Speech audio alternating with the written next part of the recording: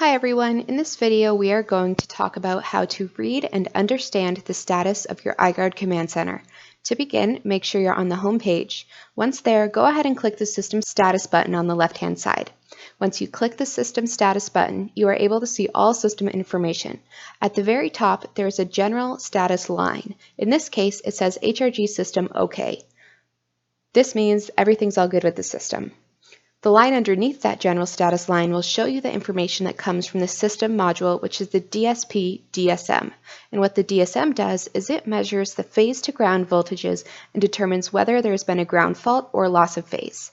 Loss of phase can occur when there is poor connection to the DDR2 and the DDR2 to the system, or it could be out of place. Loss of phase will be indicated through the 3 loss LED lights. Similarly, the 3 fault LED lights will communicate which phase is in a fault.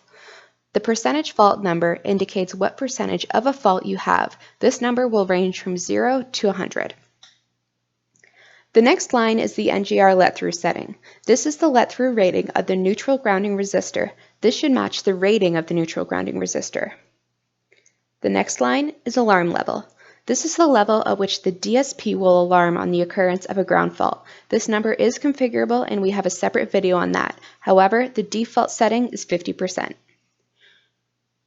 The next line is normal generator mode. This line indicates how the DSP will behave on the occurrence of loss of 3 phases. When in normal mode, the DSP will alarm with annunciation. However, when in generator mode, the DSP will send a text communicating the loss of 3 phases rather than a traditional beeping alarm.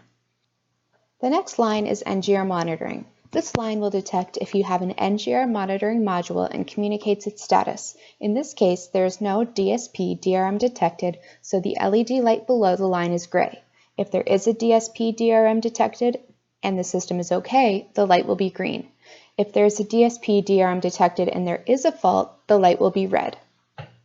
The next line is arc flash detection module. If you have an arc flash detection module, which is the DSP ADM, you can connect the ADM to arc flash detection sensors and wire these sensors to one of the 7 channels. There are a total of 21 ports and 7 channels. On each channel, you can place either a point sensor or fiber optic wire. You can also connect a pressure sensor to the arc detection module. When the arc detection module detects a flash from one of those sensors on its channel, it will go into alarm. So in the case of an arc flash, this row indicates which channel the flash is on using the LED lights to communicate. When all lights are green, all channels are okay. If there's a flash, then the corresponding LED light will be red. If you don't have an arc detection module, then these 7 lights will all be gray. The system status page also gives you access to the feeder module statuses and the trending and logging data. This will be explained in a separate video. Thank you for watching, and I hope this video addressed any questions about how to read or understand the status of your I-Gard command center. For more information, please visit www.i-gard.com or give us a call at 905-673-1553, and one of our technical support engineers will gladly assist.